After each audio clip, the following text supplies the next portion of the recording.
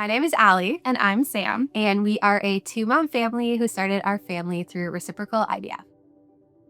So, our journey to trying to build our family was a long one. It ended up taking us over 2 years and a lot of different types of fertility treatments. We started with IUIs, and after 3 failed IUIs, we decided to move on to IVF. So we did a round of IVF using Sam's eggs, and after 3 embryo transfers and a couple of losses, we decided to switch wombs, and we did a double embryo transfer in my womb, and that resulted in our twin boys. Although, Allie forgot that we also did an at home insemination. Oh, we did that as well. We used donor sperm, and some cryobanks offer home insemination. That was interesting. And we also did something called induced lactation. So I carried Sam's genetic children, and then she breastfed them. I did. So it was kind of a unique journey that we didn't plan on doing, but I'm really happy that it worked out the way it did. Me too. I had never personally wanted to carry children, but after our journey was taking a lot longer than expected, we felt like Sam's body needed a break. And I honestly just woke up one day and thought, I'm going to give this a shot. So I didn't really put much thought into it. And I think that was the best plan for me because I had a lot of health anxiety, and I don't know mentally if I would have gone through with it if I let myself think about it too much. And then once our first transfer worked, I just had to do it. So I didn't have the greatest pregnancy mentally, but I'm so glad that my body was able to carry our twins for almost 38 weeks, have 2 healthy babies, and I'm just really grateful that I did end up getting to carry the boys. When I faced the reality that I wouldn't be the one to carry our children, I was honestly worried. Our plan had always been for me to carry them because you just weren't interested in being pregnant, and it's always been a dream of mine. But after multiple losses, we were kind of at a wit's end, and we didn't know how or if we were going to be able to build a family. So I was just happy that you got pregnant, honestly, in the end. And then that kind of washed away all of my worries, and I feel so connected to the kids, and I have no resentment towards anyone that I wasn't the one able to carry. My biggest hope going into IVF was that we would end up with multiple embryos so that we could only do 1 round of IVF. I was really scared that we were going to be doing many, many rounds, and we ended up getting 9 embryos during our first round of IVF.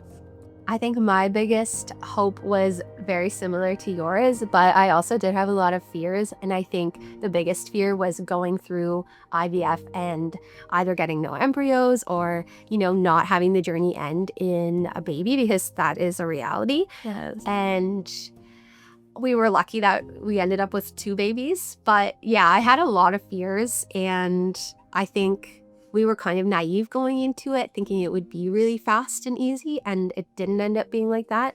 But yeah, I think the hopes and fears kind of added to the whole experience, and I think a lot of people feel the same way.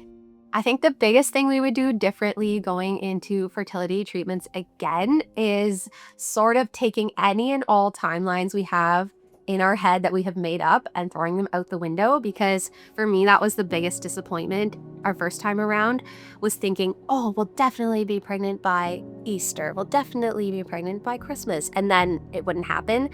And I think going into things a bit more open and chill, easier said than done, would be what I would do differently this time.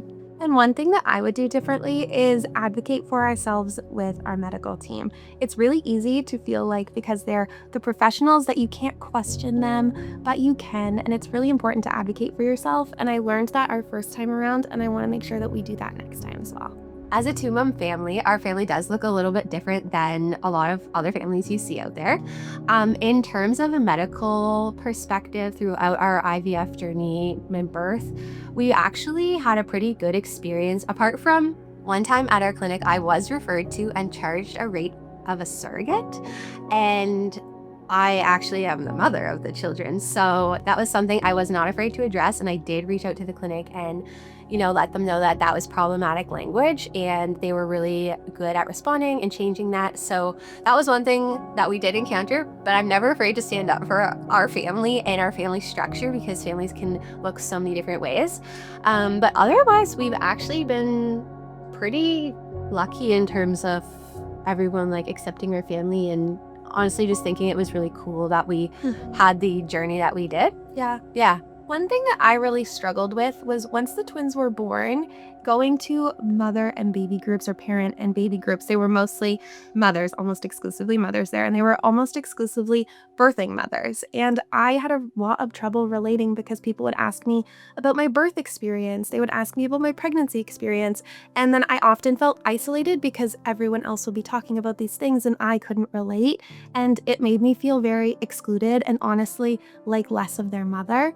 But as the children have gotten older, people don't talk about those things as much and doesn't come up as much in conversation. So I feel like I was really upset about it when they were really young, but I've worked through those emotions and it's not something that comes up as much now that they're older. I think as moms, we have so many worries about our kids growing up. And for me personally, having two moms and being donor conceived are two really big ones. It's just not the norm, I guess. They'll probably be in school with people who have a very typical family, a mom and a dad. And of course, our boys don't have that. Something we are doing and have been doing since our boys were born is just being really open and honest with them, teaching them to stand up for themselves, being really open about being donor conceived. We've connected with donor siblings, and we're just doing as much as we can to support them. I think we have no idea how they're going to feel about being donor conceived, having two moms, but the best thing we can do is just support them and provide them, guidance and just be there for them no matter how they feel. I feel like the fertility process actually brought us closer together as a couple. I think so too.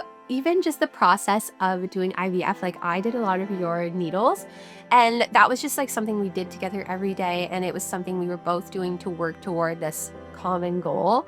Of course, there were a lot of moments where we felt really hopeless or really heartbroken, but having each other to lean on and knowing we were both feeling the exact same way was a really, something that brought us closer together. I also feel like we did everything in such a unique way where we used my eggs and I underwent IVF, and then you carried the boys and then I breastfed them. So I feel like we always felt like such a team. Yeah. And we were always supporting each other, and it just felt like a really kind of beautiful partnership. It was really nice. It's really 50-50 in all ways. And I think that is kind of unique. Yeah.